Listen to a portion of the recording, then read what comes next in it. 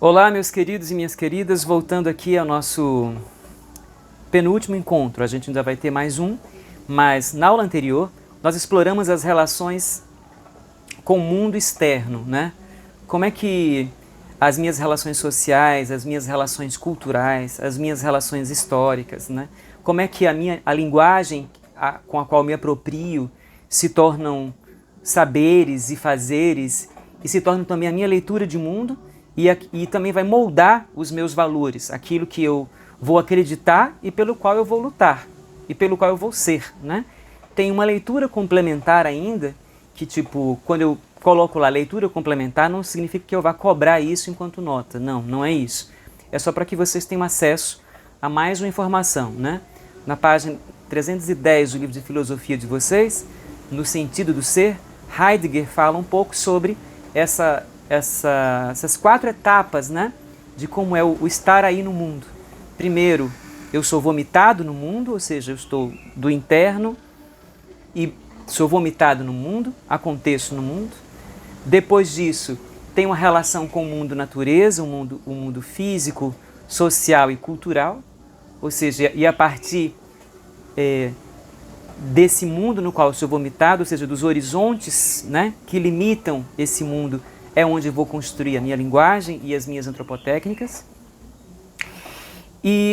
Os meus projetos de vida, os meus valores, as coisas pelas quais eu vou lutar e vou acreditar e vou ser ou não vou ser, né? Elas vão ser despertadas em mim a partir desse mundo externo, né? A partir desse mundo de fora. E ele vai me modelando, mas ele também vai despertando afetos em mim. Um desses afetos, que o Heidegger coloca, pode ser a angústia, né? Que é uma espécie de crise, né? E aí dessa crise nasce uma possibilidade de tentativa de autenticidade, ou, já pegando uma carona com Humberto Maturana, de sentir e pensar a possibilidade de autocriação, né? Mas como lidar com tudo isso, né? Quais caminhos? Por isso que a gente está aqui discutindo em um projeto de vida essas possibilidades, entendendo que a disciplina projeto de vida não é um caderno de receitas, né? Não é um engessamento ou, tipo, dar um modelo de vida, absolutamente, né?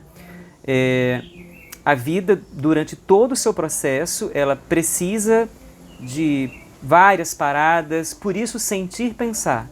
Nesse momento da minha vida, eu sinto e penso quais são as minhas necessidades, quais são as minhas possibilidades, a partir de onde eu estou, quais são as minhas prioridades neste momento, enfim, e aí a gente vai se situando. O caminho lá para frente, quais vão ser, e tudo está muito ligado aos nossos valores. Porém, os nossos valores estão muito ligados à sociedade e à cultura onde nós fomos inseridos, ou, segundo Heidegger, vomitados, né? Na nossa próxima atividade, que a coordenação ainda vai mandar para vocês, junto com esse vídeo, o que vai acontecer? Vocês vão entrar em contato com uma outra obra muito bonita, não vai ser mais um curta, mas vai ser uma música chamada Miedo, né? De Lenine com outros parceiros. A música é muito bonita e ela fala de vários medos, né? E aí a grande questão é a gente pensar um pouco nisso, ou seja, o mundo externo, a partir da construção dos seus valores em nós, vai trabalhar uma coisa chamada afetos, emoções, sentimentos, né? E um deles vai ser o medo. Você já pensou nisso, né? Para a psicologia, o medo é um sentimento, e um sentimento que tem uma origem em nossa ancestralidade, que tem a ver com a questão da sobrevivência, né? Mas, estranhamente, o medo vai interferir no nosso projeto de vida? Você acha que sim? Acha que não? Às vezes o medo pode, a partir dos nossos medos, ou dos medos que foram construídos em nós, a partir de valores, nós vamos tomar esta ou aquela atitude, esta ou aquela escolha. Agora, por exemplo, se eu sair de casa sem máscara, sem proteção, eu preciso ter medo disso? Preciso. Preciso ter muito medo disso, né? Preciso reconhecer que existe um perigo real que vai afetar a minha sobrevivência, porque tem um inimigo em potencial aí, né? E em qualquer lugar. Então, assim, nós vamos dividir o medo em dois tipos de medo, né? Que seria o medo real e o medo emocional. O medo real é um medo baseado em critérios verídicos. Por exemplo, o medo da morte. Se eu não tenho medo da morte, eu vou atravessar a rua de qualquer forma, eu não vou usar máscara, eu vou, né? Se eu acho que eu sou imortal, eu vou estar em todas as baladas em plena pandemia, né? Então, olha aí como de repente o medo real e a consciência desse medo real pode garantir a possibilidade de a gente até fazer um projeto de vida, né? Então, assim, a gente tem que pensar os medos, né? E ao mesmo tempo também trabalhar esses medos, porque alguns dos nossos medos vêm desde nossa vida intrauterina, ou seja, desde que a gente é um bebezinho na barriga de nossa mãe, né? Ou seja, o processo de gravidez não é um processo fácil, né? O corpo da mulher se transforma, o próprio medo do parto, são muitas as questões emocionais que a nossa mãe, que o nosso primeiro lugar no mundo, né, já traz, e a gente dali já vem construindo relações com esse sentimento, que muitas vezes, dependendo da situação, pode chegar a lugares bem complicados na gente, de nos paralisar realmente e se transformar até numa patologia, né? Porém, conhecer os próprios medos é importante. Daí eu pedi que vocês escutassem a música Miedo, vejam os medos que você acha que você tem ali. Depois pedi que vocês fizessem uma própria lista reconhecendo os seus medos. E depois vocês dão uma olhada quais desses medos são medos reais e quais desses medos são medos emocionais, ou seja, medos que precisam ser trabalhados, né? Por exemplo, vou confessar um medo aqui para vocês e um medo que eu tive que trabalhar, que é o medo, é uma sensação bem ruim que eu tenho, que eu não gosto da minha imagem nas redes sociais, de aparecer uma coisa como essa, que eu estou enfrentando um medo, entendendo que com os devidos cuidados, né, para que as coisas sejam organizadas, mas alguns medos podem, de fato, nos atrapalhar muito e nos impedir de muitas possibilidades, né? Então, assim, reconhecer os medos e trabalhar os medos e fazer uma triagem entre o que é um medo real, que vai poder me ajudar na sobrevivência, né? E o que é um medo emocional, que de repente pode atrapalhar com que eu acredite nos meus potenciais e possa desenvolvê-los. Então essa é uma das primeiras partes da atividade. Uma outra coisa importante, que é uma outra alegoria que eu trouxe, que também é do Platão, né, que eu pedi para vocês lerem como uma leitura complementar, que é a relação entre razão e emoção, né? A nossa contemporaneidade foi muito afetada, né, pela questão do racionalismo, onde as pessoas racionais são as pessoas mais... Até fulano é mais racional, então ele parece que é mais inteligente, ou parece que as pessoas emotivas ou mais emocionais são consideradas menos inteligentes, né? A razão ou a capacidade de raciocinar geralmente ela criou uma, né? Mas as questões não são necessariamente assim, né?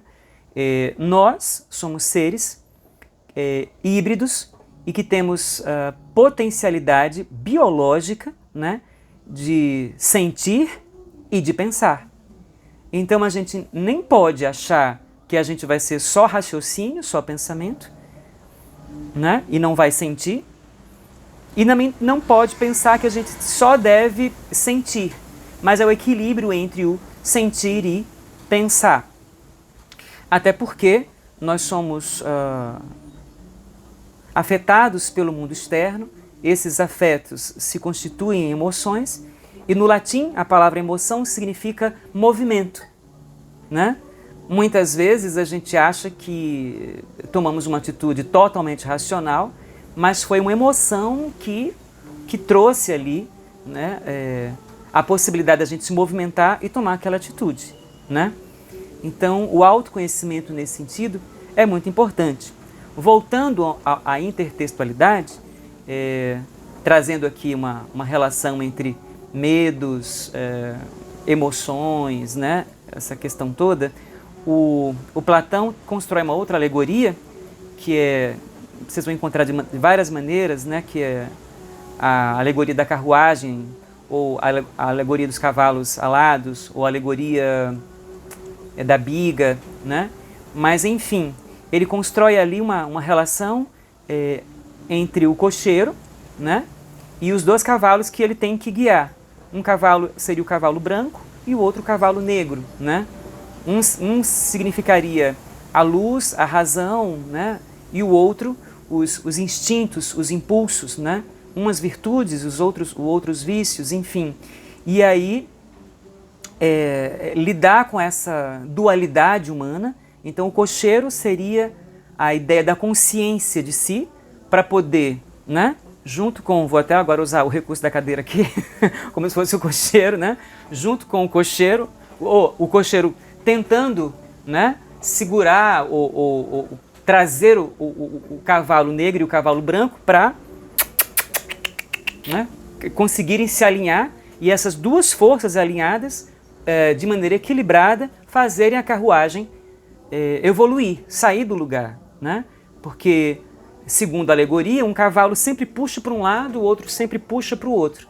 E aí o cocheiro, como consciência, né, dessas suas duas partes, tenta buscar, na verdade, nem a negação de um, nem a negação do outro, mas a força e a potência que os dois têm, porque os dois nos constituem, né, enquanto humanos, né? Daí, pedi que vocês também pesquisassem um pouco sobre inteligência emocional, que seria a capacidade de alinhar, né, a educação das emoções, né, e ao mesmo tempo potencializá-las, né? São momentos extremamente difíceis em que as nossas emoções estão muito afloradas, a gente encontra as pessoas em um nível de estresse muito alto, cada vez as coisas estão mais difíceis, literalmente nós estamos numa guerra, e a guerra ela nos modifica completamente de estado. Então, mesmo com todas as angústias, mais do que nunca, esse momento de conflito é o momento de acionar a nossa inteligência emocional, a nossa capacidade de dialogar com as nossas emoções, a nossa capacidade de dialogar com o nosso autoconhecimento e também com o outro, né? Porque as emoções estão muito afloradas, estão muito à flor da pele, em detrimento de tantas coisas. Então, fica aí, tá? Essa atividade muito rica, muito querida. Espero que vocês gostem da música do Lenine com seus demais parceiros, né? A música Miedo. E que vocês se conheçam um pouquinho, né? E assumindo seus medos, conhecendo seus medos, possam, de repente, ampliando, olha aí, a ampliação da linguagem, né? O limite da minha linguagem é o limite do meu mundo. Quanto mais eu amplio a minha linguagem, quanto mais eu amplio as minhas possibilidades, mais eu amplio as minhas leituras de mim no mundo e do mundo que me cerca, para que eu possa saber aonde eu estou e, de repente, fazer possíveis, né, escolhas dentro do quadro que se apresenta para a gente evoluir.